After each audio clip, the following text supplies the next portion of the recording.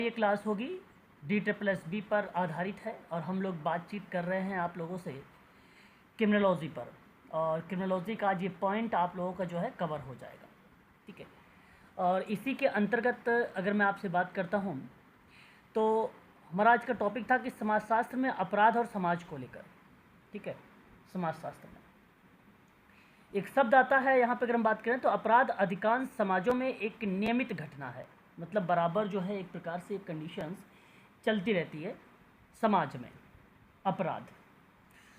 और समाजशास्त्रियों के द्वारा इनका गहन अध्ययन भी किया जाता है। इसे अक्सर इस विचार के माध्यम से समझाया जा सकता है कि सामाजिकरण और सामाजिक मानदंड के खिलाफ जा रहे क्रियाओं को रिप्रेजेंट किया गया है। जैसे एक नाम आता है एमिल दुर्खिम का, और मुझे याद है कि आप लोगों को पता होगा एमिल दुर्खिम के बारे में। काफ़ी इम्पोर्टेंट शब्द है, जब भी कभी अपराध के संबंध में सवाल अगर बनाता है तो एमिल दुर्खिम का नाम अवश्य परीक्षा में पूछा जा सकता है। दुर्खिम के द्वारा अपराध सन 1875 में जिक्र किया गया था, यहाँ 1895 1895 में। समाजशास्त्र में अपराध और समाज को लेकर अगर हम बात करते हैं, इसे अक्सर सामाजिकरण और सामाजिक मानदंड के विरुद्ध जाने के विचार के माध्यम से समझाया जा सकता है। और 1895 का अपराध पर कार्यात्मक दृष्टिकोण अगर किसी ने रिप्रेजेंट किया है अपराध को लेकर, अपराध पर कार्यात्मक दृष्टिकोण, तो एमिल दुर्खिम का नाम आएगा। यहाँ इन्होंने बताया है कि लोग किस तरह सामाजिक मानदंड के अनुरूप ढलते हैं और सामाजिकरण शिक्षा प्रणाली, परिवार और धर्म के माध्यम से बड़े होने पर लोगों को एहसास होता है कि अगर वे नियमों का पालन नहीं करते हैं तो उन्हें समाज से बहिष्कृत किया जा सकता है या कानूनी दंड का सामना करना पड़ सकता है। ऐसा इनका स्टेटमेंट आता है।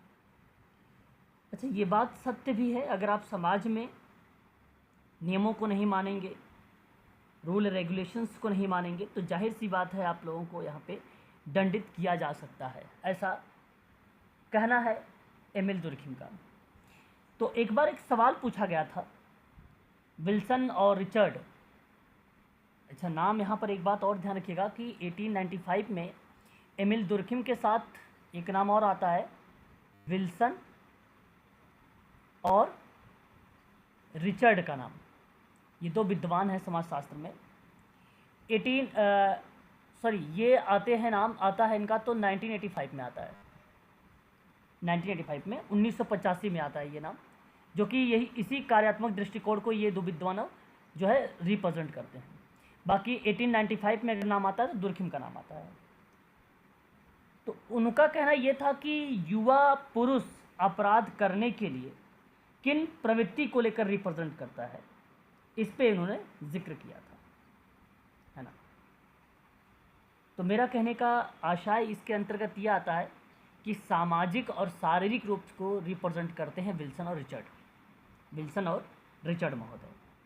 अगर परीक्षा में आए तो बता देना आप, विल्सन ने और रिचर्ड महोदय ने सामाजिक और शारीरिक रूप की क्रियाओं को रिप्रेजेंट करते हुए कहा कि ये कार्यात्मक दृष्टिकोण के आधार पर एक अपराध है, जिसके द्वारा वो समाज में अगर कोई असामाजिक व्यवहार करेंगे तो वो अपराध के रूप में आ जाएगा। शारीरिक रूप से या ओन सोशल या इत्यादि कोई भी क्रियाएं रिप्रेजेंट करेंगे तो वो भी एक प्रकार से अपराध के दृष्टिकोण में या अपराध की कैटेगरीज में शामिल हो जाएगा।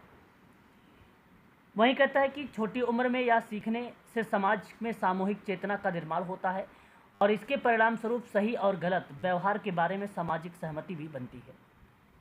हालांकि समाज में अपराध का नकारात्मक रूप से देखा जा सकता है, लेकिन यह याद रखना बहुत ही महत्वपूर्ण हो जाता है।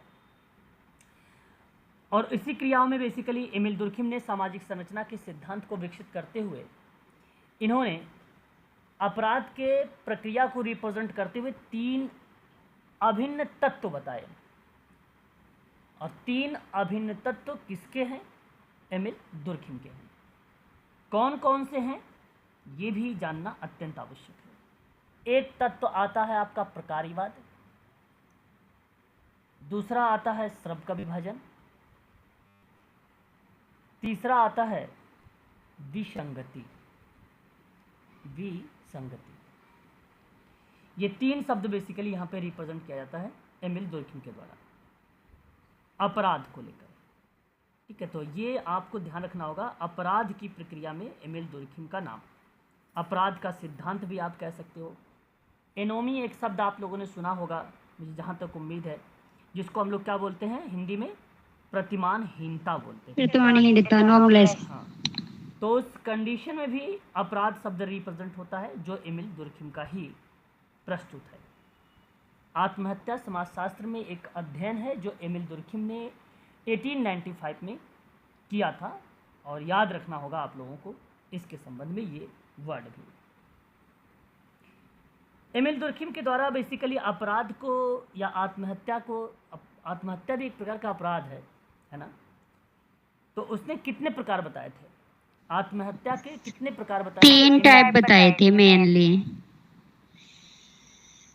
3 टाइप के आप बता रहे हैं।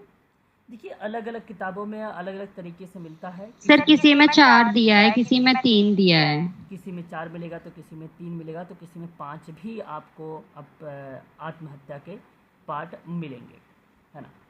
तो आत्महत्या के बेसिकली अगर मैं आप लोगों से जिक्र करता हूँ तो यूजीसी नेट या DSSB अगर आपसे पूछेगा तो आप सभी लोग 4 ही प्रकार बताइएगा, क्योंकि 4 प्रकार परीक्षा में आपसे बन सकते हैं। मैं एक बार मोटा मोटा आप लोगों को बता देता हूँ ताकि आपको याद रहे कि 4 प्रकार कौन कौन से हैं। आत्महत्या के प्रकार यहाँ पे लिख रहा हूँ, ये PDF भी मैंने आप लोगों को कल भेज दिया था, आज फिर मैं आप लोगों को ये PDF यहाँ पे जो नोट कर रहा हूँ ये भी आपको भेज दूँगा। आत्महत्या के प्रकार परीक्षा में मैच करने के लिए सवाल आएगा, सम्मिलित करने के लिए आएगा। नंबर 1 पर अगर मैं बात करता हूँ तो एक अहंकारी आत्महत्या होता है, जो उम्मीद है कि आप सब इसके बारे में जानते हैं। इस आत्महत्या के बारे में सुसाइड होता है। अहंकारी आत्महत्या समुदाय में ना एकीकृत होना और उससे संबंधित ना होने की अस्थायी भावना को दर्शाती है ना। यह एक प्रकार के आत्मघाती विचार से संबंधित रखता है अहंकारी, ये कीवर्ड है आत्मघाती विचार। और दुर्खिम का कहना ये था कि अत्यधिक व्यक्तिकरण को ही हम लोग कह सकते हैं कि ये अहंकारी आत्महत्या है। अत्यधिक व्यक्तिकरण, है ना। जनरली देखा जाता है कि आत्महत्या करने वाले व्यक्ति ना समाज से जुड़े नहीं होते हैं, तो इसलिए व्यक्तिकरण मैंने यहाँ पर बोला है।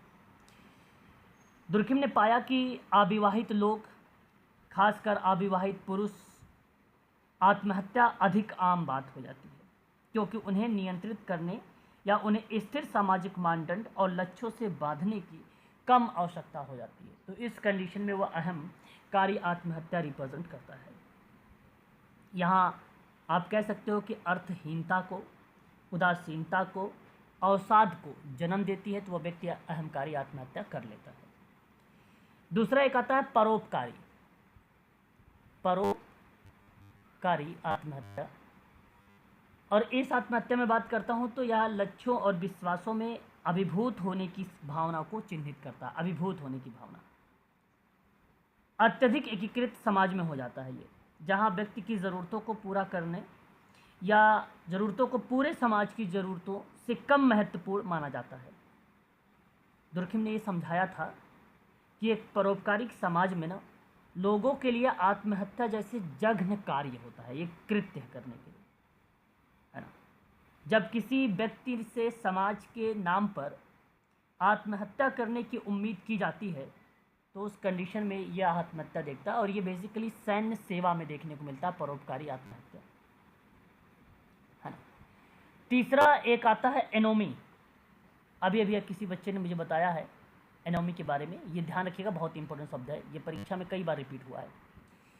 एनोमी आत्महत्या व्यक्ति की नैतिक उथल पुथल और नाटकीय सामाजिक और आर्थिक उथल पुथल से जुड़े सामाजिक अभिविन्यास की कमी को दर्शाता है। आप कह सकते हो कि आर्थिक उथल पुथल वाली कंडीशन में भी अगर कोई आत्महत्या होता है तो वो एनोमी आत्महत्या होता है। एनोमी आत्महत्या आर्थिक विकास और श्रम के विभाजन की विफलता का संकेत देता है। आप मान लीजिए आर्थिक रूप से कमज़ोर कंडीशन में हैं या आप श्रम के विभाजन के रूप में विफल हो रहे हैं, तो वो दर्शा देता है एक प्रकार से कि यह एनोमी आत्महत्या का पार्ट है। इस स्थिति में लोगों को यह नहीं पता चलता है या नहीं पता हो पाता है कि समाज में या समाज के लिए उपयुक्त है या नहीं है, तो एनोमी आत्महत्या देखने को मिलता है। ये आपके पास तीसरा पार्ट रहेगा। एक लास्ट आपके सामने आता है भाग्यवादी, इसे बोलेंगे भाग्यवादी आत्महत्या।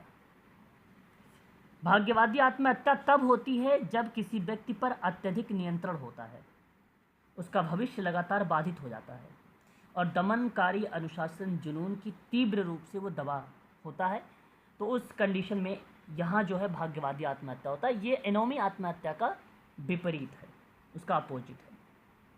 दुर्खिम ने सोचा कि भाग्यवादी आत्महत्या केवल एक सैद्धांतिक अवधारणा थी और वास्तविकता में मौजूद होने की बहुत कम संभावनाएं बेसिकली रिप्रेजेंट होती है, ऐसा इन्होंने माना था। लेकिन अगर मान लीजिए कुछ कैदी लगातार दुर्व्यवहार कर रहे हैं और अत्यधिक विनिमय वाली जेलों में, मतलब विनियमित एक प्रकार से लेन देन या एक्सचेंज वाली कंडीशन में जेलों में रहने के बजाय मरना पसंद करते हैं, तो वह बेसिकली भाग्यवादी आत्महत्या का पार्ट होता है। बस ये आपको ध्यान रखना, 4 आत्महत्या के बारे में जिक्र किया गया है। उसके बाद समाजशास्त्र में अपराध के कुछ प्रकार बताए गए, जैसे कि ये 7 सामान्य प्रकार हैं। हालांकि मुझे नहीं लगता इससे सवाल बनेगा, फिर भी आप लोग यहाँ पर ध्यान दीजिएगा कि अपराध के 7 सामान्य प्रकार कौन कौन से हैं। बहुत ही ईजी है, काफ़ी चीज़ें यहाँ से क्लियर हो जाएंगी आप लोगों की, है ना। एक आता है, अगर हम बात करते हैं, व्यक्तिगत या हिंसक अपराध शामिल किया गया है ना। जानते हैं ये क्या होता है? हिंसक अपराध किसे कहते हैं या व्यक्तिगत अपराध के रूप में रिप्रेजेंट किया जाता, किसे कहा जाता है? देखिए, एक हिंसक अपराध, मेरी आवाज़ क्लियर है आप सभी लोगों के पास? एक बार स्पष्ट करिएगा।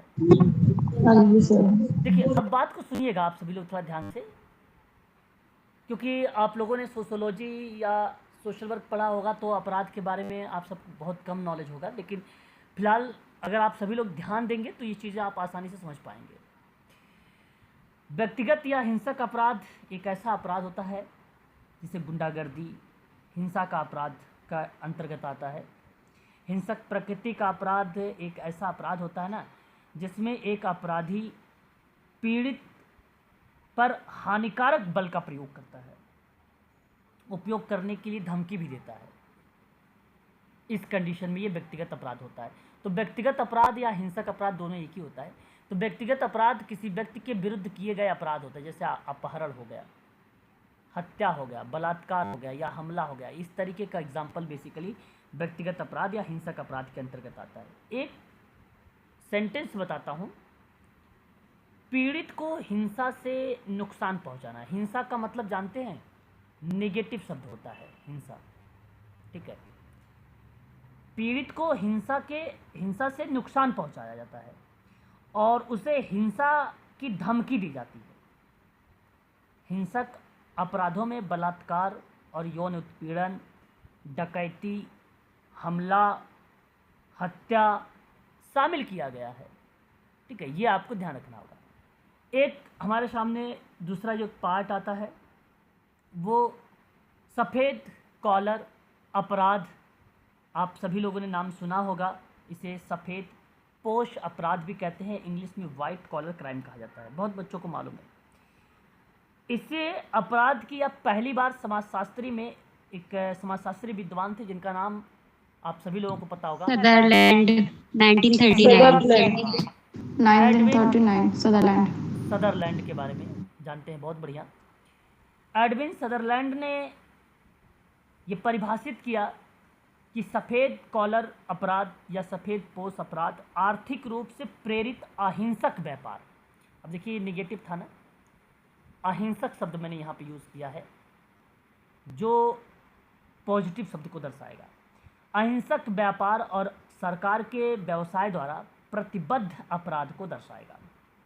सन 1939 में सफ़ेद पोश अपराध को इस तरीके से डिफाइन किया गया, कहा गया कि वाइट कॉलर क्राइम जनरली एक प्रकृति में अहिंसक होता है और इसमें सार्वजनिक भ्रष्टाचार, स्वास्थ्य देखभाल, धोखाधड़ी, है ना, मनी लॉन्ड्री जैसे कुछ नाम शामिल किए गए और उन्हीं शब्दों में इसको दर्शाया गया कि ये श्वेत वस्त्र अपराध है या सफ़ेद कॉलर अपराध है। आप सफ़ेद पोश अपराध को ना उन अपराधों की श्रेणी में दर्शा सकते हैं जो व्यवसाय या सरकार में कार्यरत व्यावसायिक द्वारा किए जा रहे हैं। अब देखिए, गवर्नमेंट में बहुत सारे लोग गवर्नमेंट पर्सन होते हैं। जॉब को लेकर बात किया या पेपर लीक की भी बात किया जाए तो वहाँ पर बेसिकली ये सफ़ेद पोश अपराध का ही एक प्रकार का एग्जाम्पल माना जाएगा, है ना। सफ़ेद पोश अपराध वह धोखाधड़ी है जो अक्सर व्यवसाय और व्यापारियों के द्वारा धन प्राप्त करने या धन खोने से बचने के लिए करते हैं, जैसे कि धन शोधन, बंधक धोखाधड़ी और गबन जैसे शब्द यहाँ पर प्रस्तुत होते हैं, है ना। गबन जानते हैं क्या होता है? गबन आसान शब्द है, आप बता सकते हैं। सर जैसे कि गवर्नमेंट की प्रॉपर्टी का गबन कर लेना। ओके, आपने कहा कि जैसे कि गवर्नमेंट की प्रॉपर्टी का गबन कर लेना। विपरीत अगर मैं आपसे एक चीज़ बताता हूँ, आजकल आप सभी लोगों ने देखा होगा, मैं एक सिंपल उदाहरण देता हूँ, आप आसानी से समझ पाओगे। जैसे चिट फंड हो गया, कुछ इसी तरीके की LICs वगैरह होती हैं, है ना, जो प्राइवेट वगैरह होती हैं, सोसाइटीज़ वगैरह होती हैं। उसमें जनता क्या करती है? पैसा निवेश करती है, इसलिए देती है पैसे वहाँ पर कि ताकि भविष्य में उनके साथ अगर कोई विपत्ति आए तो वहाँ से वो पैसे निकाल के अपने यूज़ में कर सकें। वह एक जगह पैसे जमा करती है और वही कंपनी एक दिन क्या करती है? भाग जाती है। इसका मतलब हो जाता है कि वित्तीय अपराधों और बीमा के जटिल परिदृश्य में देखा जाए, गबन शब्द यहाँ पर जो है कहीं ना कहीं पैसों या वित्तीय प्रक्रिया को गबन कर लिया गया, है ना, या बेईमानी से उन फंड या परिसंपत्ति को रोकना या दुरुपयोग कर देना, उस कंडीशन में हम चीज़ों को गबन दर्शाते हैं। तो कहने का आशय ये था कि सफ़ेद पोश अपराध में क्या क्या चीज़ें शामिल हैं। धोखाधड़ी शामिल है, रिश्वतखोरी शामिल है ना, श्रम धमकी देकर। सर इसमें ब्लैक मनी को वाइट करना ये भी हो जाएगा? सॉरी मैम, फिर से बताइए। ब्लैक मनी को वाइट करना, इसमें ये भी आ जाएगा सफेद कॉलर? बिल्कुल, आप कह सकते हो ये भी कि ब्लैक मनी को आप वाइट मनी में कन्वर्ट कर रहे हैं, वो भी आ जाएगा। साइबर अपराध भी आएगा, कॉपीराइट का अगर आप उल्लंघन कर रहे हैं तो वो भी उसी का आ जाएगा। साइबर अपराध भी आ जाएगा, पहचान की चोरी हो रही है तो वो भी आ जाएगा। कई पार्ट बेसिकली इसके अंतर्गत आ जाते हैं, है ना। और वाइट कॉलर क्राइम जानते हैं कितने प्रकार का होता है? ये अपराध है, लेकिन ये कितने प्रकार का होता है ये भी मैं आपको बता देता हूँ। इसमें कई टाइप हैं, मैं नीचे लिख देता हूँ, है ना, ताकि आपको आइडेंटिफाई हो सके। अगर बाय द वे डीप में बता देता हूँ, इसे बोलेंगे श्वेत पोश अपराध। टाइप के बारे में अगर हम बात करते हैं तो इसको हम प्रकार कहेंगे टाइप में। तो ये जो आप टाइप देख रहे हैं यहाँ पर श्वेत पोश अपराध का, एक तो ब्लू कॉलर अपराध होता है। आप सोच रहे थे कि अभी हम वाइट पढ़ रहे हैं तब ब्लू कलर भी पढ़ रहे हैं अपराध, ठीक है, ये एक टाइप है, अभी बताता हूँ। एक इसके अंतर्गत आता है कॉर्पोरेट अपराध, बहुत आसान है, आप इसको समझ भी गए होंगे नाम से ही, कॉर्पोरेट अपराध ना। और उसके बाद एक अपराध होता है राज्य, है ना, राज्य कॉर्पोरेट अपराध। और एक होता है व्यावसायिक अपराध, व्यावसायिक अपराध। थोड़ा सा फोकस करिएगा आप लोग। देखिए, जो ब्लू कॉलर अपराध है ना, ये अकुशल वातावरण में कार्य करता है। अकुशल वातावरण में मतलब जहाँ पे बेसिकली पॉजिटिव वातावरण नहीं होता है, और भीतर शहर के क्षेत्रों में रहने वाले जो लोग होते हैं उनके लिए स्थितियों में जहाँ बड़ी फाइनेंशियल लेन देन है, और ऐसे क्षेत्र जहाँ रिश्तेदार समृद्ध में हैं, काम से फ़ायदा उठाने के लिए अक्सर ये बेसिकली रिप्रेजेंट प्रक्रिया होती है ब्लू कॉलर अपराध। यह अधिक स्पष्ट हो जाता है कि किस प्रकार और किस तरह, ठीक है, चोरी के रूप में, और अधिक सक्रिय पुलिस का ध्यान आकर्षित करती है, जिसे हम लोग ब्लू कॉलर अपराध का नाम देते हैं।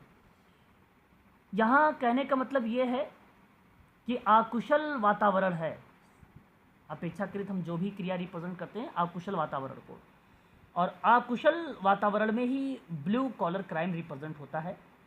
एक निम्न सामाजिक वर्ग में, एक निम्न मतलब आप समझ ही रहे होंगे लोअर सामाजिक वर्ग के व्यक्ति के द्वारा किया गया कोई भी अपराध होता है तो सफ़ेद पोश अपराध के विपरीत होता है। क्योंकि सफ़ेद पोश अपराध आप कह सकते हो कि ये उच्च स्तरीय सामाजिक वर्ग के श्रेणी में आता है, जो किसी व्यक्ति के द्वारा किया गया अपराध से जुड़ा होता है। क्या आप मेरी बात समझ पा रहे हैं? क्या इसकी आइडेंटिफाई या अंतर बताना कह दिया जाए तो बता सकते हैं कि वाइट कॉलर क्राइम आप उच्च स्तरीय पर किया जाने वाला कार्य होता है, और ब्लू की बात अगर हम लोग करते हैं तो ये निम्न स्तर पर किए जाने वाला कार्य होता है ना। ब्लू कॉलर अपराध सड़क अपराध जैसे हमला हो गया, चोरी हो गया, ड्रग हो गया, है ना, इनको रिप्रेजेंट करता है, ड्रग वगैरह को। एक कॉमन सा अंतर है। वहीं अगर हम बात करते हैं गबन इनसाइडर, एक ट्रेडिंग होता है, ट्रेंडिंग, वो भी दर्शाता सफ़ेद पोश को। व्यवसाय या सरकार के कार्यरत पेशेवर द्वारा होता है तो वो सफ़ेद पोश होता है। और अकुशल वातावरण में अगर आप रिप्रेजेंट कर रहे हैं निम्न सामाजिक वर्ग को तो वह ब्लू कलर हो जाएगा। बस इतनी बात ध्यान रखिएगा। एक होता है कॉर्पोरेट अपराध।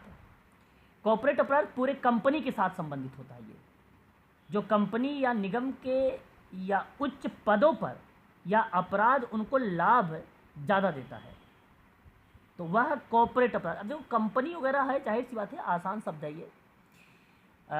अपराध विज्ञान में ना, इसी क्रिमिनोलॉजी की बात मैं कर रहा हूँ, कॉर्पोरेट अपराध या तो एक निगम द्वारा या किसी अन्य व्यावसायिक इकाई की ओर से कार्य करने वाले व्यक्तियों द्वारा किए गए अपराध होता है, उसे ही हम लोग कॉर्पोरेट अपराध का नाम देते हैं, है ना। तो बड़ा आसान होता है। यहाँ पे केवल दो बातें ध्यान रखना होता है कि निगम या तो व्यावसायिक इकाई के द्वारा, वह कॉर्पोरेट अपराध होता है। तो व्यक्तियों द्वारा अपने वैध व्यवसाय के अंतर्गत अपने नियोक्ता संगठन के लाभ के लिए किया गया जो सफ़ेद पोश अपराध होता है, उसी का एक पार्ट बन जाता है कॉर्पोरेट अपराध।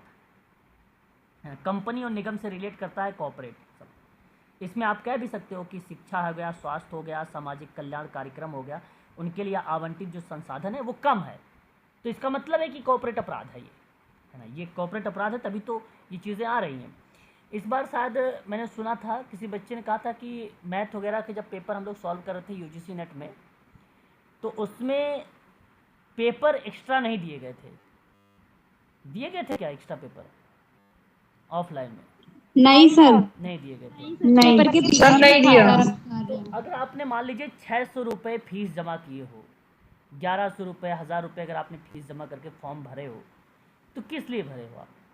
भाई पेन आपको मिले वहाँ पर, है ना, आपको पेपर वहाँ पर मिले, है ना, इसलिए तो फीस जमा होती है। फीस इसीलिए जमा की जाती है, गवर्नमेंट को फीस इसीलिए जमा की जाती है कि पेन पेपर वगैरह जो है ईजिली हमें मिल जाए, है ना। तो आप ये कह सकते हो एक प्रकार से कॉर्पोरेट अपराध का एक प्रकार से ये पार्ट है ना। ये चीज़ें आप ध्यान में रख सकते हो। उसके बाद देखिए राज्य एक शब्द आता है यहाँ पे, राज्य कॉर्पोरेट अपराध होता है ना। मेरे कहने का आशय कि एक राज्य और एक निगम के बीच समझौते की बातचीत में दोनों पक्षों के एक अपेक्षाकृत वरिष्ठ स्तर पर किया जाता है ये कार्य। यह विशेष रूप से लगभग एक सफ़ेद कॉलर स्थिति जो अपराध के लिए अवसर प्रदान करती है, उसे राज्य कॉर्पोरेट बोलते हैं। कहने का मतलब सिंपल शब्दों में बता दूं, गंभीर सामाजिक नुकसान, है ना, गंभीर सामाजिक नुकसान से है जो राजनीतिक और आर्थिक संगठनों की परस्पर क्रिया के परिणाम स्वरूप होता है, तो उसे हम लोग राज्य कॉर्पोरेट अपराध कहते हैं, है ना। तो गंभीर सामाजिक नुकसान की बात हो रही है और राजनीतिक परिप्रेक्ष्य में बात हो रहा है या आर्थिक संगठनों के परस्पर क्रियाओं पर बात हो रहा है, तो आप समझ सकते हो कि राज्य कॉर्पोरेट अपराध के शब्दों को प्रस्तुत हो रहा है, किया जा रहा है। एक होता है व्यावसायिक अपराध, और व्यक्तियों को रोजगार और बेरोजगारी के दौरान अपराध कर सकता है, जैसा कि आप सबको पता है ये बात। इसमें दो आम टाइप बनते हैं व्यावसायिक अपराध में, और वो है चोरी और धोखाधड़ी। आप चोरी कह लीजिए या पेपर लीक हुआ या धोखाधड़ी कह लीजिए, है ना। व्यावसायिक अपराध वह अपराध है जो कानूनी कब्जे के दौरान न बनाए गए अवसर के माध्यम से किया जाता है। कंपनी की संपत्ति की चोरी कर दिया जाए, किसी कंपनी में आप पूछना, मैं तो दिल्ली में बेसिकली कई कंपनी वगैरह में जानता हूँ, तो वहाँ जब जाते हैं तो वो चेकअप होता है, जब जाते हैं घर और आते हैं तब भी बैग वगैरह चेक होता है। और उस दौरान अगर आप जिस कंपनी में काम कर रहे हैं वहाँ से कोई संपत्ति आप उठा के अपने घर ले जा रहे हैं, कोई चीज़ अगर आप कर रहे हैं, तो वो व्यावसायिक अपराध का पार्ट माना जाता है। किसी व्यक्ति के द्वारा अपने रोजगार के दौरान किए गए जो अपराध होते हैं ना, वो व्यावसायिक अपराध कहलाते हैं। बस इतनी बात ध्यान रखना। उसके बाद एक संपत्ति अपराध होता है। मुझे उम्मीद है कि आप सबको ये पता भी होगा संपत्ति अपराध के बारे में, है ना। संपत्ति अपराध अगर मैं आपसे बात करता हूँ तो संपत्ति अपराध वह आपराधिक गतिविधि है जो संपत्तियों पर की जाती है, जिसमें किसी व्यक्ति को नुकसान नहीं होता है, जैसे आगजनी हो गया, चोरी हो गया, सेंधमारी हो गया। जानते हैं ये क्या शब्द मैंने यहाँ पर मेंशन किया है? 2-3 शब्द आपके लिए इंपॉर्टेंट हो रहेंगे। एक शब्द यहाँ पर आता है हमारे सामने, सेंधमारी। प्लीज बताइएगा क्या होता है ये सेंधमारी? बताया आपको? नहीं पता? बताइए, मैं बताता हूँ। सेंधमारी किसी अन्य अपराध के प्रारंभिक कदम के रूप में जाना जाता है। एक अचूक या अधूरा अपराध के रूप में देखा जाता है, इसको बोला जाता है अधूरा अपराध, है ना। घुसपैठ का नाम सुना है? घुसपैठ। आवाज मेरी क्लियर है? एक बार बताइए, कुछ तो बोलिए तो सही। Yes sir.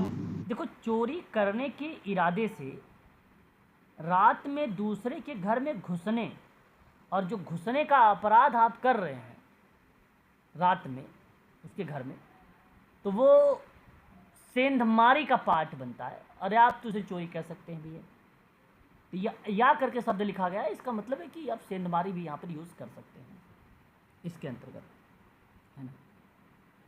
तो कहने का आशा ये है कि संपत्ति का अपराध या संपत्ति अपराध, है ना। संपत्ति अपराध यानी असेट, यानी उसकी प्रॉपर्टी, क्राइम का पार्ट रिलेट करेगा। जनरली अगर मैं बात करूं, निजी संपत्ति शामिल है इसमें। मोटर वाहन चोरी हो जाता है कि नहीं? तो संपत्ति अपराध कहलाएगा कि नहीं कहलाएगा? बताइए। कहलाएगा, है ना। मोटर वाहन, संपत्ति, धन, संपत्ति या कोई अन्य लाभ के रूप में रिप्रेजेंट होता है। एक होता है संगठित अपराध।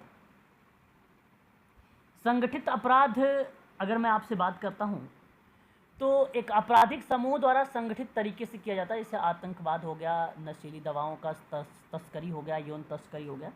ये ऑर्गेनाइज क्राइम का पार्ट होता है ना। संगठित अपराध ना बड़े पैमाने पर किए जाते हैं, है ना। इसके पीछे अपराधियों का एक बड़ा समूह काम करता है संगठित अपराध में। समझ रहे हो ना मेरी बात को? अंतर्राष्ट्रीय, राष्ट्रीय या स्थानीय उद्योग के समूह की एक श्रेणी होती है जो अवैध गतिविधियों में संलग्न होने के लिए चलाए जाते हैं या सबसे अधिक लाभ के लिए ये रिप्रेजेंट होता है। आपने रिया चक्रवर्ती का नाम सुना है? एक्ट्रेस हैं रिया चक्रवर्ती। जी सर, जो सुशांत सिंह राजपूत केस में जो बेसिकली फंसी थी। उसके बाद देखिए, जब ये फंसी तो उसके बाद चैन इनका मिलना शुरू हो गया। चैन का मतलब ये हुआ कि एक संगठित वो था, एक प्रकार से आप कह लीजिए गैंग था, जो स्टेप बाय स्टेप ओपन होता गया और लोग मिलते गए, है ना, नशीली दवाओं की तस्करी को लेकर, है ना। तो कहने का आशा यही हुआ मेरा यहाँ पे कि जो अवैध गतिविधियों से लाभ कमाने के लिए तर्कसंगत रूप से काम करता है, जिनकी अक्सर जनता में बहुत मांग होती है, और वही असंगठित अपराध कहलाता है। मुख्य रूप से सेवाओं के लिए जनता की मांग पर प्रक्रिया दर्शाता है वो संगठित अपराध। मानव तस्करी हो गया, नशीली पदार्थ हो गया, अवैध सामान हो गए, हथियार, है ना, और सशस्त्र डकैत, जालसाजी, धन का शोधन, ये सभी संगठित अपराध के अंतर्गत शामिल हो जाते हैं। यदि आप षड्यंत्र कर रहे हो तो भी संगठित अपराध के ही अंतर्गत आ जाता है।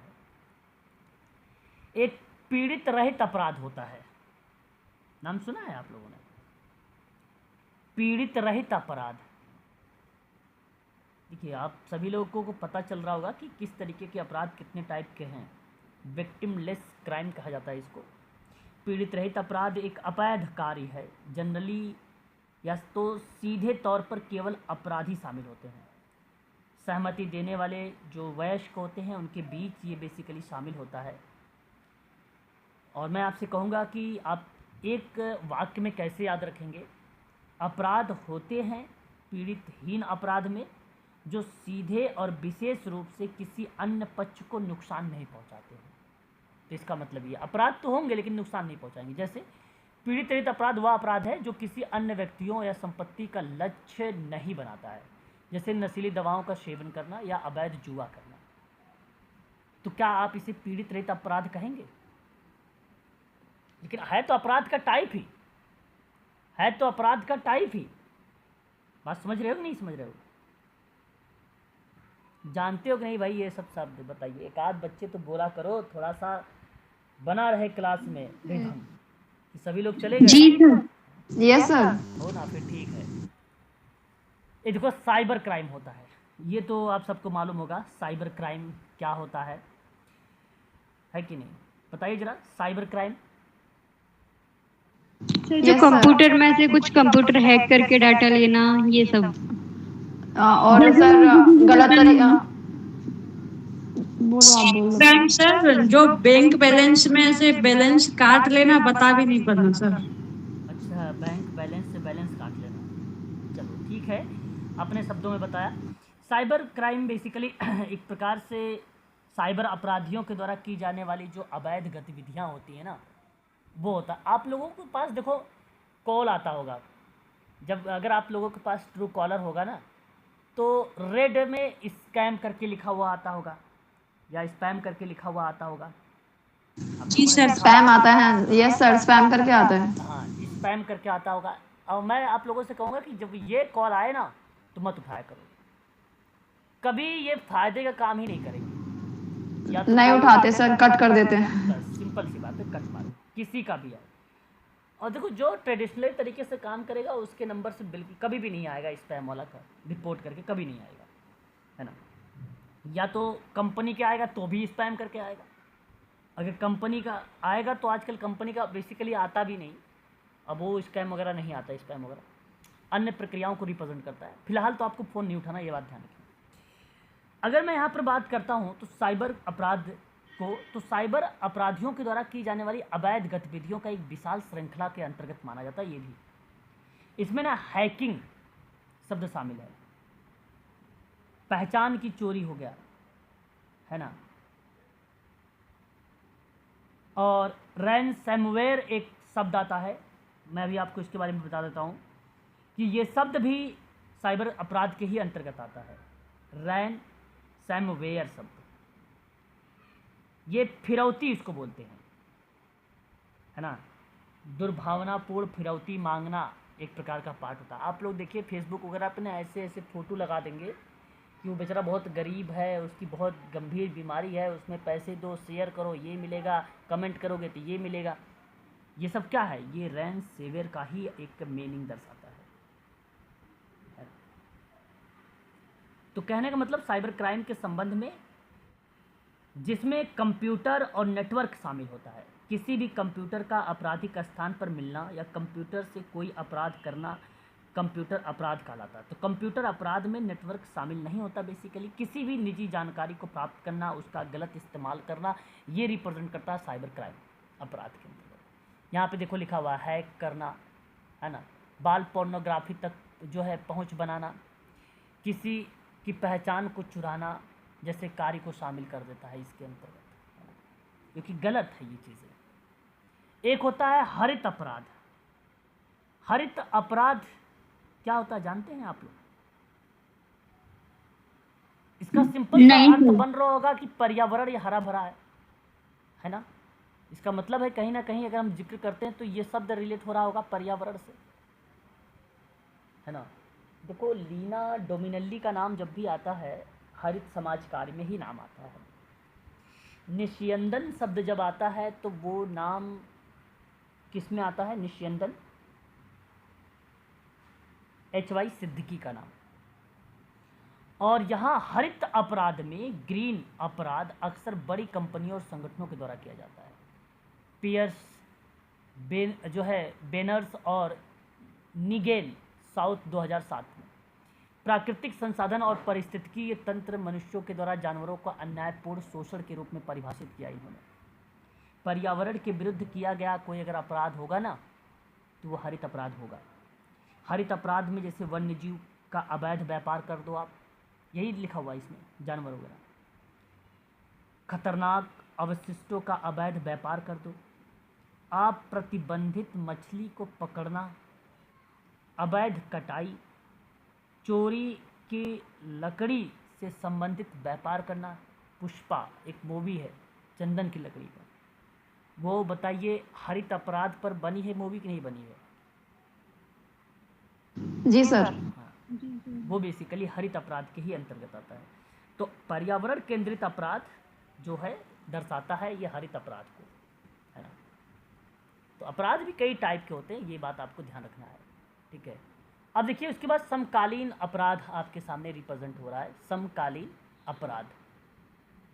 और वो शब्दों में अगर हम लोग बात करते हैं तो ये भी एक पार्ट रिप्रेजेंट करता है जिसको हम लोग बोलते हैं कंटेम्प्रेरी सोसाइटी के अंतर्गत शब्द रिलेट होता है ये, है ना। इस कंडीशन में समकालीन अपराध, देखिए कहने का आशय इसमें यह है कि समाजशास्त्र में समकालीन अपराध वह अपराध है जो आधुनिक और समकालीन समाज में किया जाता है। जैसे प्रौद्योगिकी इन अपराधों को करने के लिए नए तरीकों को जन्म देता है, उसी को हम लोग बोलते हैं समकालीन अपराध, है ना। कंटेम्प्रेरी क्राइम इसको बोला जाता है ना। काफ़ी इम्पोर्टेंट है ये। अब देखिए इसके अंतर्गत क्या है कि अपराध विज्ञान और आपराधिक समाज जो है समाज शास्त्र समकालीन शब्द का इस्तेमाल आधुनिक दुनिया की स्थिति और घटनाओं को संदर्भित करती है। बस यही कीवर्ड्स हैं आप सबके लिए। समाजशास्त्र में समकालीन शब्द का इस्तेमाल जो है आधुनिक दुनिया की स्थिति और घटनाओं को संदर्भित करती, वही समकालीन अपराध होता है, ठीक है। दशक और सदियों के अध्ययन से हमें ये समय के साथ अपराध के रुझान की पहचान करने में मदद भी कर सकता है, साथ ही यह भी बता सकता है कि नए विकास के साथ अपराध के पैटर्न कैसे बदल गए हैं, है ना। और इसी संदर्भ में यहाँ पे कुछ समकालीन समाज में अपराध के अन्य उदाहरणों को भी शामिल कर दिया गया, है ना, जिसमें आप ये बात कह सकते हैं कि कौन कौन से एग्जाम्पल इसके अंतर्गत आए। जैसे वायु और जल प्रदूषण से संबंधित अपराध हो सकता है, चोरी की पहचान भी हो सकता है, सेंसरशिप हो सकती है, नशीली वस्तुओं और अंतर्राष्ट्रीय व्यापार हो सकता है। ये समकालीन समाज के अंतर्गत आते हैं, है ना। ये सब जो आते हैं किसके अंतर्गत आते हैं, ये बात ध्यान रखना, समकालीन समाज के अंतर्गत आते हैं। क्या आप बता सकते हो जल और वायु प्रदूषण से संबंधित, मैं आपको एक पर्यावरण संरक्षण अधिनियम बताता हूँ। और पर्यावरण संरक्षण अधिनियम 1986 का है। किसी भी प्रावधान का उल्लंघन दर्शाता है, अर्थात आप ये कह लीजिए कि जल, वायु या भूमि का प्रदूषण या पर्यावरण को कोई नुकसान पहुंचाने से संबंधित अगर है तो ये बेसिकली अधिनियम है। तो इसके संबंध में वो व्यक्ति अपराध कर रहा है। और एक इम्पॉर्टेंट सवाल देखो, इस बार 18 जून को पूछा भी गया था, वायु प्रदूषण की रोकथाम नियंत्रण एक अधिनियम है, बता सकते हो कब का आया हुआ है? वायु प्रदूषण, है ना, रोकथाम और नियंत्रण का एक एक्ट है, 1981 का है। कब का है? क्रम में लगाना था, 1981। हाँ 1981 का है। ध्यान देने वाली बात है ये कि उद्देश्यों को वायु प्रदूषण की रोकथाम की बात करता है ये, है ना, उसकी रोकथाम पर बात करता है, ये बात ध्यान रखिएगा आप सभी। यहाँ तक कि गुणवत्ता की रक्षा के लिए वायु प्रदूषण को रोकेगा, नियंत्रण करेगा, कम करने का प्रयास करेगा, ये शब्द दर्शाता है इसके अंतर्गत, है ना। काफ़ी इम्पोर्टेंट शब्द है वायु प्रदूषण रोकथाम और निवारण अधिनियम 1981 का। परीक्षा में आ चुका है आप लोगों के लिए एक बार। उसके बाद अगर हम बात करते हैं तो चोरी पहचान, सेंसरशिप जानते हो क्या होता है? सेंसरशिप अपराध का ही एक पार्ट है, एक ऐसी सामग्री को हटाना जो अश्लील हो या अन्यथा नैतिक रूप से संदिग्ध मानी जाती हो। पिक्चर को बदल देते हैं, फोटो दूसरा लगा देते हैं। इस तरीके की क्रियाएं जो बेसिकली रिप्रेजेंट करता है वो सेंसरशिप को दर्शाता है। सेंसरशिप कानून एक ऐसा शब्द है ना, बोलने, अभिव्यक्ति स्वतंत्रता जैसे शब्दों को रिप्रेजेंट करता है। सार्वजनिक या सार्वजनिक भलाई के लिए बेसिकली ये शब्द यूज़ होता है, जो कि सेंसरशिप एक अपराध के रूप में जब रिप्रेजेंट किया जाता है तो वो एक किसी चीज़ों को बदलने की बात करता है ना, क्रियाओं को हटाने की बात करता है, उस संदर्भ में आता है। उसके बाद देखिए अपराध के समकालीन कुछ सिद्धांत रहे, जैसे कि सिद्धांतों पर अगर हम बात करते हैं तो ध्यान देने वाली बात यह है कि एक व्यवहारिकता सिद्धांत रहा है। व्यवहारिकता के अंतर्गत एक तनाव का सिद्धांत आया और दूसरा एक रिप्रेजेंट हुआ यहाँ पे स्थिति निराशा का सिद्धांत। ये देखिए अपराध के समकालीन सिद्धांत है ना। पहले तो मैं आपको यहाँ पर व्यवहारिकता के बारे में बताना उचित समझूंगा। व्यवहारिकता होता क्या है? हम व्यवहारिकता जैसे शब्दों को अगर जब बात करते हैं ना तो कार्यात्मक दृष्टिकोण रिप्रेजेंट करते हैं। यहाँ पर कार्यात्मक दृष्टिकोण व्यवहारिकता शब्द को ही बताया जाता है। ये समाज में समाजशास्त्रीय दृष्टिकोण से बात जब मैं करता हूँ तो उस कंडीशन में Emile Durkheim, Talcott Parsons, Robert Merton का दृष्टिकोण आता है और वो व्यवहारिकता के अंतर्गत रिप्रेजेंट होता है। उसी में मर्टन का एक सिद्धांत आया था स्टेन थ्योरी। स्टेन थ्योरी को जानते हो क्या कहा जाता है? बताइए। तनाव का सिद्धांत कहा जाता है। सन 1938 में आया था R.K.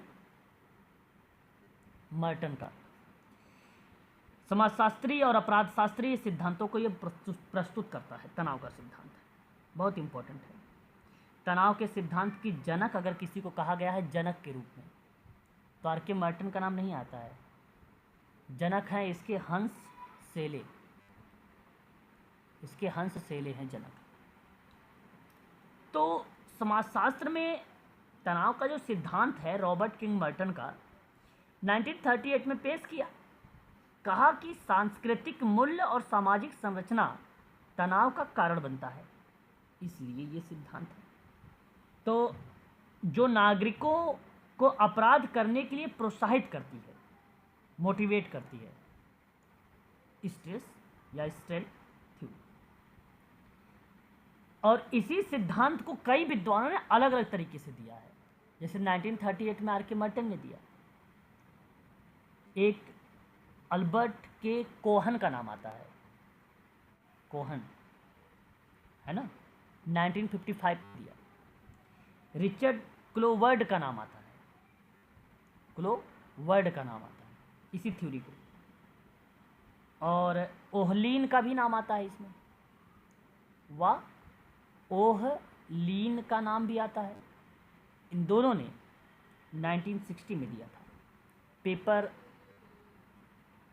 ये जो अभी पेपर हुआ है आप लोगों का 18 जून का, याद आ रहा है किसी को? इससे एक सवाल आया हुआ था, याद दिलाऊं आप लोगों को? बताइए भी, अगर नहीं याद आ रहा है तो बताइए, मैं दिलाता हूं याद। अरे बोलो तो सही,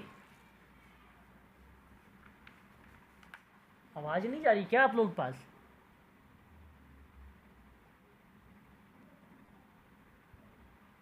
हेलो, आवाज क्लियर है कि नहीं क्लियर है भाई?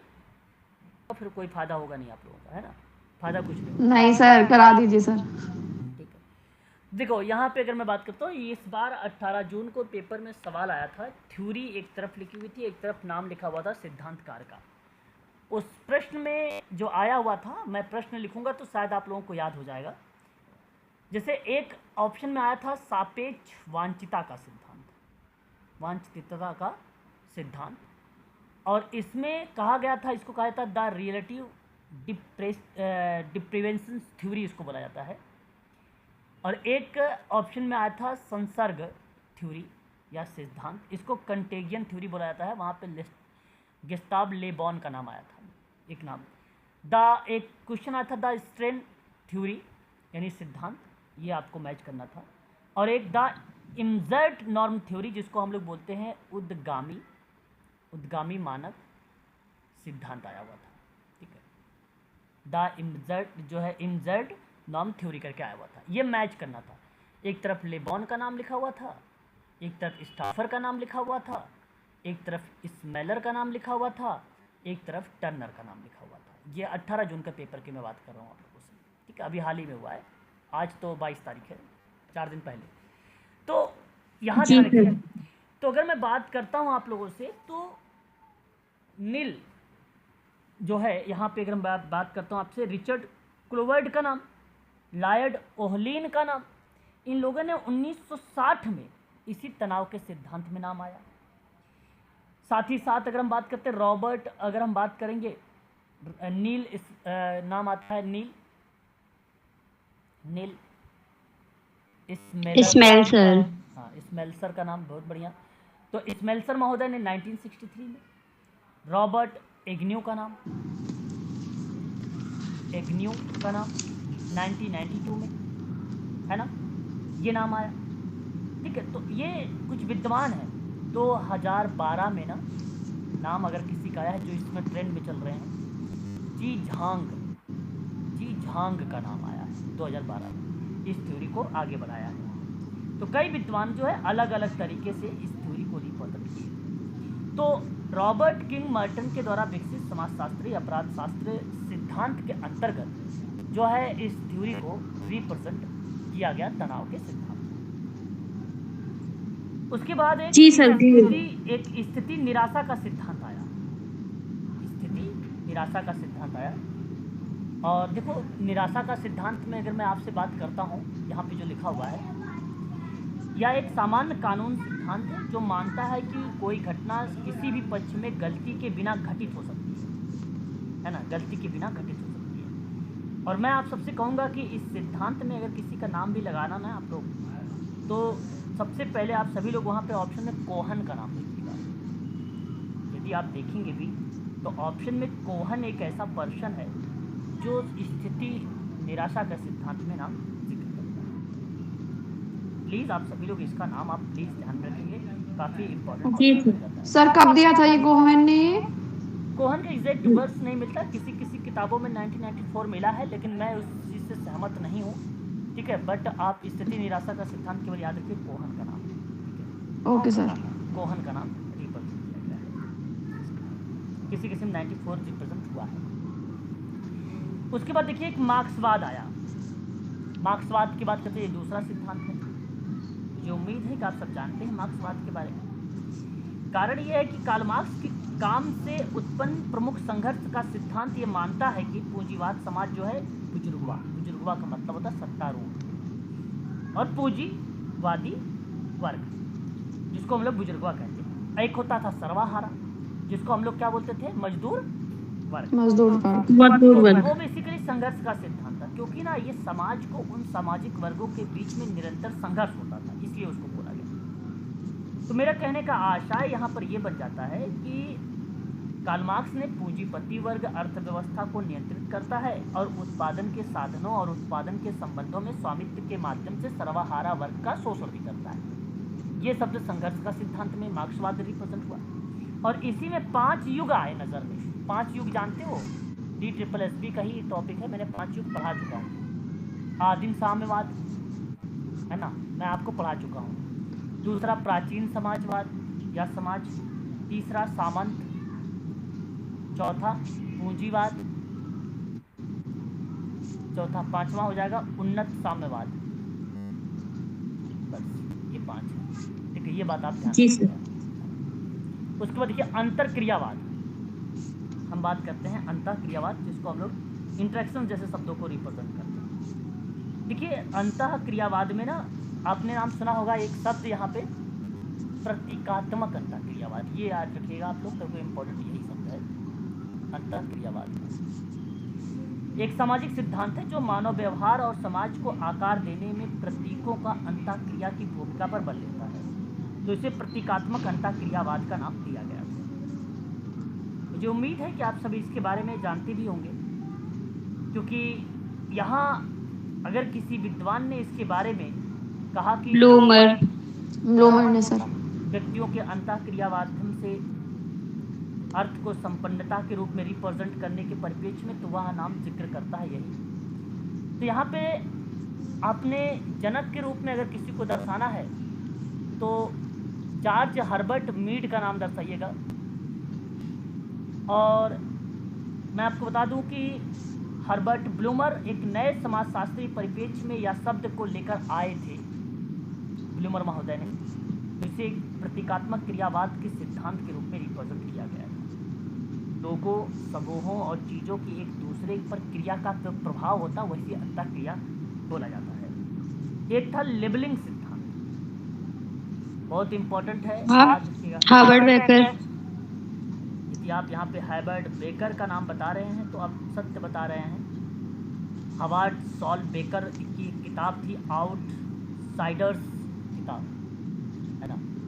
उस किताब में सन 1960 में लेबलिंग थ्योरी आई हुई थी। इसका मानना था कि आम जो पहचान है व्यक्तियों की, व्यवहार उन्हें वर्णित करता है, उसको क्लासिफाई करता है। उस कंडीशन में ये दर्शाया गया था लेबलिंग का सिद्धांत, सन 1960 में आया हुआ था। और मैं आपसे बताऊंगा कि इस सिद्धांत में ना, लेबलिंग थ्योरी में समलैंगिकता से संबंधित है बात। किससे संबंधित है? समलैंगिकता। समलैंगिकता। अब यही आपको आइडेंटिफाई करना पड़ेगा। जैसे कि अभी आप लोगों ने इस्माइल एक शब्द देखा था, बुजुर्गों से था और ट्रांसजेंडर से था, है ना। सॉरी, बुजुर्ग नहीं, भीख ट्रांसजेंडर और भिक्षा वालों के लिए था। हाँ। ठीक उसी प्रकार से ना मैडम, ये भी ध्यान रखना पड़ेगा आप लोगों को समलैंगिकता के शब्द के बारे में, है ना, एमोसेक्सुअलिटी के बारे में। कहने का आशय एक प्रकार से ये है कि आप भलीभांति तरीके से जानते हैं, यौन व्यवहार या जेंडर के सदस्यों के बीच में यौन आकर्षण जो समलैंगिकता को दर्शाता है ना। तो इस कंडीशन में यहाँ पर जिक्र किया गया था लेबलिंग के सिद्धांत में। और लेबलिंग का मतलब ही बेसिकली, अगर मैं बात करता हूँ एक उत्पादन के परिप्रेक्ष्य में, तो लेबल करते समय कंपनी को सभी दिशा निर्देशों का पालन करना होता है उस कंडीशन में। तो वहाँ बेसिकली एक उपभोक्ता अधिनियम है 2010 वाला, वो लागू होता है। बट यहाँ पे सिद्धांत है, इस सिद्धांत को ही ध्यान रखना है। एक आता है विचलन, अगर हम बात करते हैं प्रवर्धन का सिद्धांत। देखिए, ये भी विचलन प्रवर्धन का सिद्धांत समाजशास्त्र का बड़ा फेमस सिद्धांत है। और विचलन जैसे क्या होता है कि कोई मानदंड या मानक से भिन्न हो, उसे विचलन कहा जाता है कि नहीं? उसे ही हम लोग क्या बोलते हैं? जी सर, विचलन। हाँ, अब कहने का आशय इसमें ये था, एक शब्द रिप्रेजेंट किया गया, प्रवर्धन शब्द, है ना। इस प्रवर्धन शब्द का मतलब ये था कि एक से अनेक जो पौधे तैयार करने की विधि होती है उसे प्रवर्धन कहते हैं।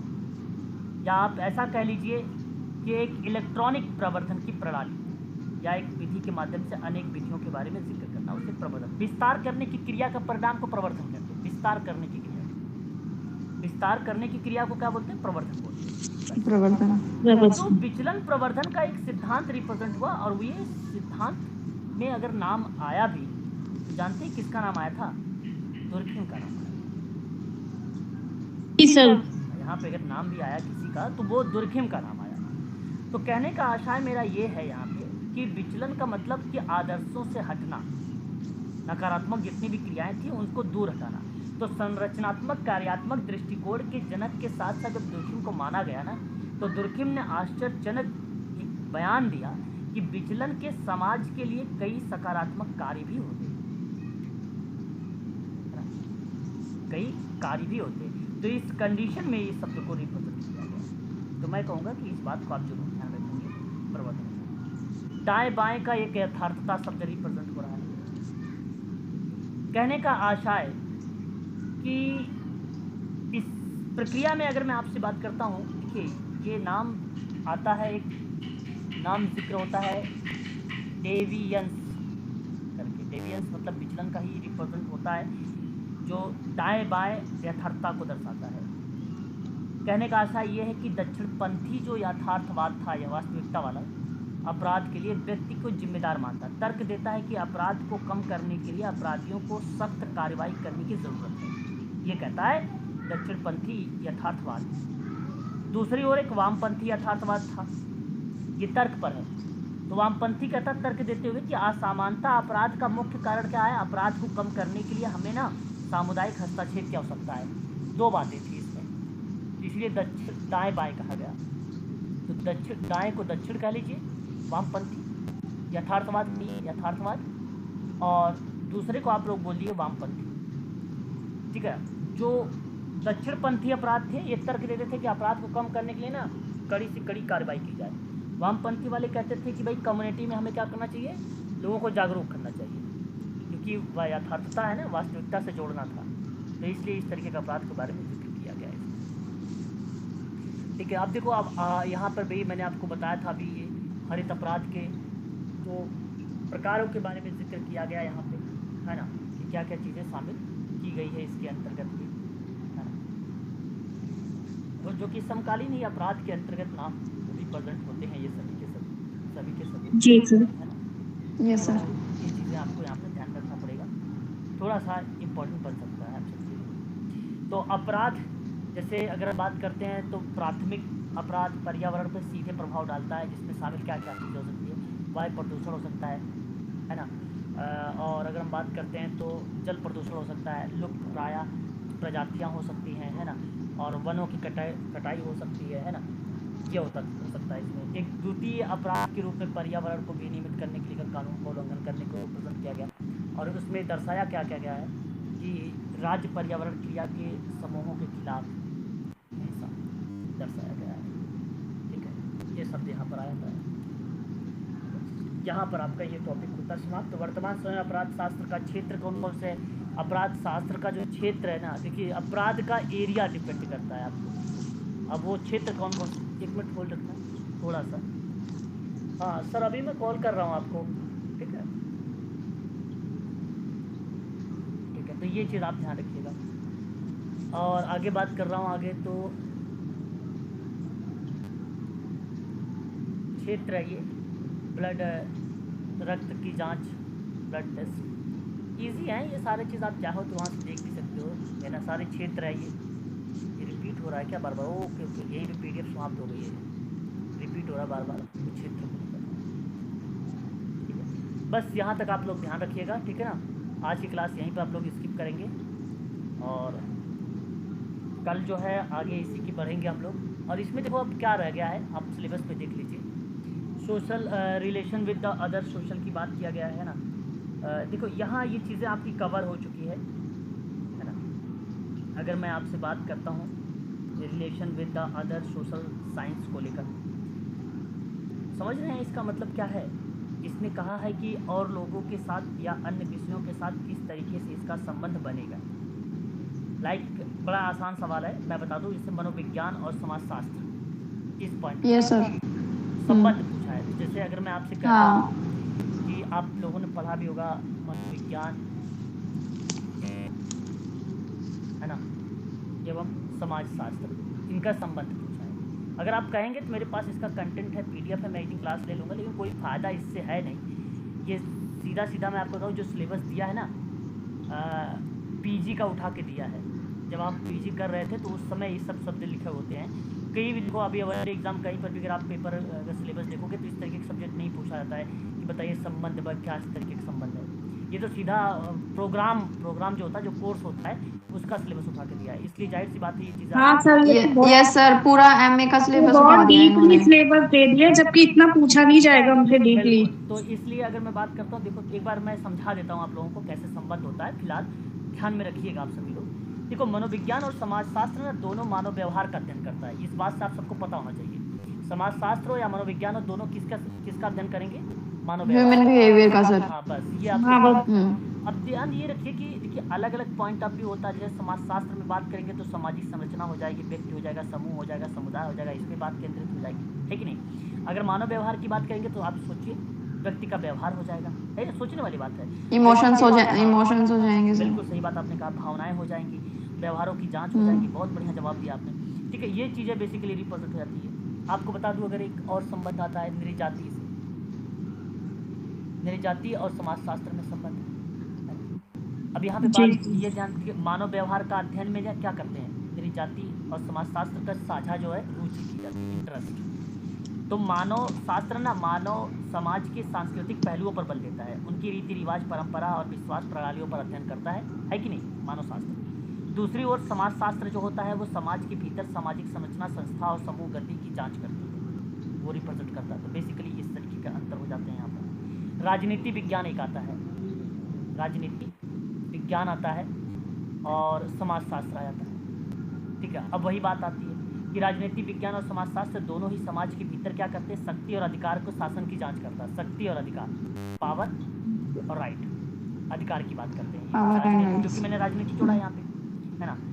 अर्थशास्त्र और समाजशास्त्र की बात करते हैं अगर हम लोग, एक आता है अर्थशास्त्र और समाजशास्त्र और समाजशास्त्र। सोचने वाली बात है कि अर्थशास्त्र और समाजशास्त्र मानव व्यवहार की सामाजिक प्रणालियों के अध्ययन जो है एक दूसरे से जुड़े होते हैं। अर्थशास्त्र में ना वस्तुओं और सेवाओं, उत्पादन, विवरण, उपभोग की जांच होती है अर्थशास्त्र में, और समाजशास्त्र में सामाजिक प्रक्रियाओं की संरचना और असमानता का खोज होती है। आर्थिक गतिविधियों का आकार दी जाती है समाजशास्त्र, है कि नहीं। यह आर्थिक और जो है समाज को रिलेट करके आप यहाँ पे आइडेंटिफाई कर सकते हैं। एक शब्द आता है दर्शन शास्त्र, है ना, दर्शन शास्त्र आता है। इसकी PDF मैं आपको भेज दूंगा, आप निश्चित रहें, है ना। फिलहाल तो ये एग्जाम में आएगा नहीं आप लोगों के लिए, लेकिन मैं आपको केवल एक लाइन में समझा देता हूँ।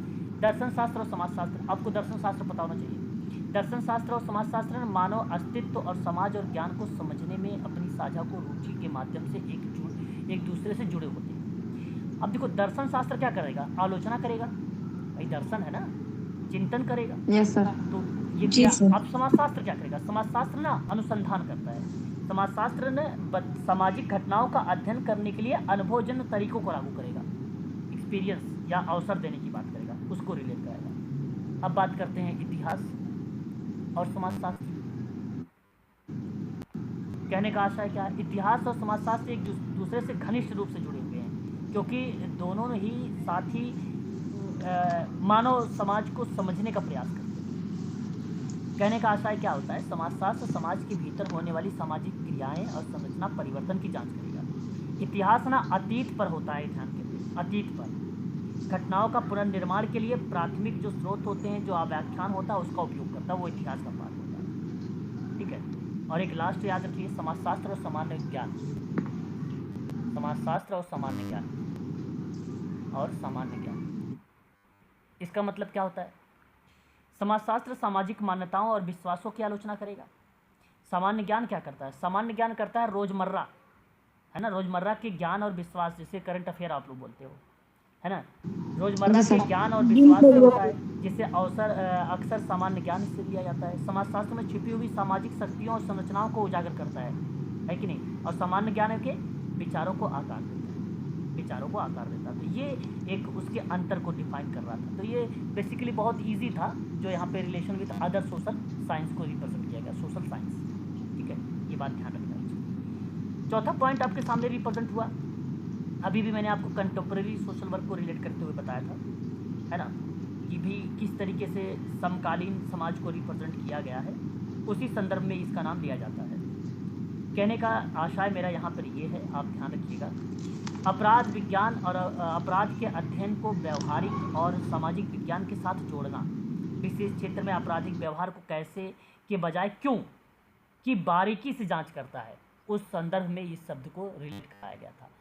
अब ये बात आपको अगर मैं बात करता हूँ तो हमारे सामने एक शब्द रिलेट होता है, केवल रिलेवेंस शब्द, और इस रिलेवेंस का मतलब होता है प्रासंगिकता।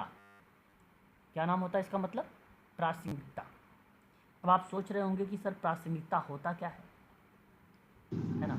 प्रासंगिकता का आशय अगर मैं बात करता हूँ कि कोई सूचना या क्रिया या चीज या किसी मामले के या मुद्दे के संबंध में बात करना, है ना, किसी के संबंध में बात करना, कि मान लीजिए एक विषय है और दूसरे विषय के साथ आप जोड़कर बात कर रहे हो, तो वो रिलेवेंस होता है। आपने अभी पढ़ा है समाजशास्त्र इतिहास के साथ, सूचना विज्ञान के साथ, तर्कशास्त्र, पुस्तकालय इत्यादि संदर्भों में जब समझेंगे ना तो वो आपका रिलेवेंस होता है। तो कंटेम्परेरी ये सर कि उनमें क्या, दोनों में क्या समानता है? क्या समानता है, बस आप ऐसा कर सकते हैं, ठीक है। तो इसका संदर्भ में नाम आता है। अब देखिए हमारा जो नेक्स्ट पॉइंट बनेगा, यूनिट सेकंड कल क्लास होगी आप लोगों की, है ना। कल संडे है और आफ्टरनून में जब भी होगी मैं आपको बता दूंगा, और MPPSC की बेसिकली रखी जाएगी क्लास, वो आपको क्लास प्रोवाइड कराई जाएगी। तो अब देखिए यहाँ पे आपके सामने एक शब्द रिप्रेजेंट और होता है यहाँ पे, जैसे हम बात करेंगे नेक्स्ट वाली क्लास में, सिन, टॉर्ट एंड क्राइम। इसका मतलब जानते हैं क्या? पाप होता है। जैसे पाप क्या है, अपकृत्य क्या है, पाप, अपराध, अपकृत्य, सोशल प्रॉब्लम यानी सामाजिक समस्या क्या है, सामाजिक मुद्दे कौन कौन से हैं, है ना, विचलन क्या है, अपराध क्या है। फिर उसके बाद अपराध की क्लासिफिकेशन होगा, अपराध का क्लासिफिकेशन, ठीक है, जिसको हम लोग बोलते हैं दुष्कर्म, है, इसको क्या बोलते हैं? दुष्कर्म बोलते हैं। इसे क्या बोलेंगे? घोर अपराध बोलेंगे, फिलोनी को घोर अपराध। इसको बोलेंगे राजद्रोह। मतलब टोटली आप देखिए यार, ये जो सेमेस्टर का सिलेबस होता है बंदे ने वो डाल दिया है ना। जी सर, पूरा ही डाल दिया होता बल्कि चलता। अब ये सब चीज़ें पढ़ने मतलब अगर आप क्रिमिनोलॉजी पढ़ें, एडमिशन अगर आपने क्रिमिनोलॉजी में लिया है तो फिर तो ठीक है, तब तो पढ़ रहे हैं, बहुत बढ़िया है ना। वही पूरा सिलेबस है, लेकिन पूरा कवर करेंगे ऐसी बात नहीं है। मेन में चीज़ें कुछ हम चीज़ें बताते चलेंगे जरूर, साथ साथ करवाएंगे कवर आपका, जो उसने किया है करूँगा। तो आज के लिए बस इतना ही रखते हैं, कल मुलाकात करेंगे फिर क्लास में, ठीक है ना। Okay sir, thank you sir, good night sir. Good night सभी लोगों से, गुड नाइट।